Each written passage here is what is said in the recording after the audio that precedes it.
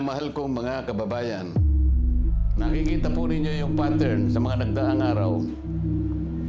Mas uunahin po nila yung tao na nagmamalasakit sa inyo para palitawin natin ang katotohanan.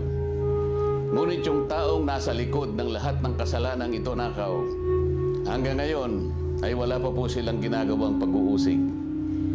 Meron na pong isang demanda kay Martin Romualdez na nakabinbin pa April 2026.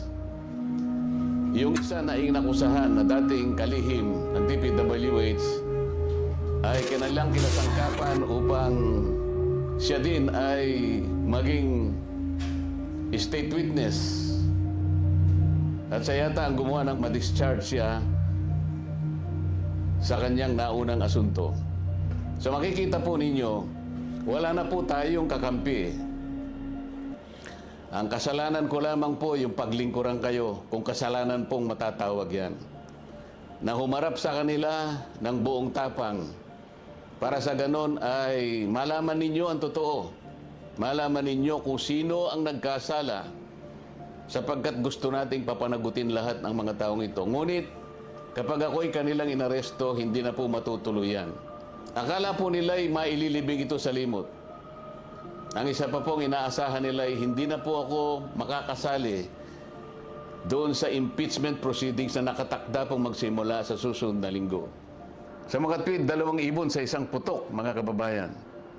So talagang maliwanag na planado po ito, mga kababayan, kasi 2 linggo bago nagpahayag ang ating ombudsman, sinabi na rin ni Ping Lacson na tila siyam pa na senador ang makukulong. Parang alam na niya ang mangyayari. Gaya po ng nauna ko nang ipinahayag sa inyo.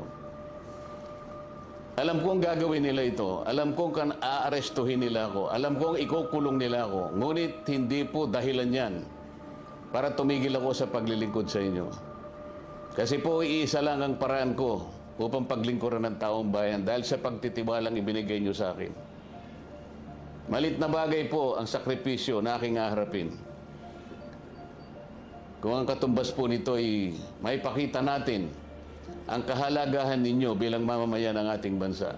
Kahit po sa mahirap na kalagayan natin ito, mga kababayan, pinakikiusap ko sa inyong lahat, huwag po tayong pumayag na basta-basta na lang nila baluktutin ang katwiran. Alam ko po ang promotor nito ay ang ating ombudsman sapagkat nung kami po ay nagtatalo-talo sa bulwagan ng Senado, isa sa amin ang nagsabi na sometimes we have to bend the law.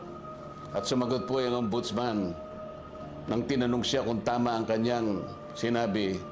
Alam na po ninyo kung yung sinagot niya. Yes, sir. Huwag po tayong pumayag na gano'n ang mangyari. Kahit ano po ang mangyari, ilaban po natin ang katwiran. Dahil ang katwiran po ang magpapalaya sa atin. Ito ang magbibigay sa atin ng tagumpay bilang mamamayan at bilang isang bansa. Naniniwala po kasi ako na kahit sa anong laban, lalo na po yung laban na para sa interes ng ating bansa, kinakasihan po tayo ng ating Panginoon Diyos. At hindi siya papayag na magtatagumpay ang nagbabaluktot ng katwiran. Kailanman ang kasamaan, mga kababayan, ay hindi po magtatagumpay.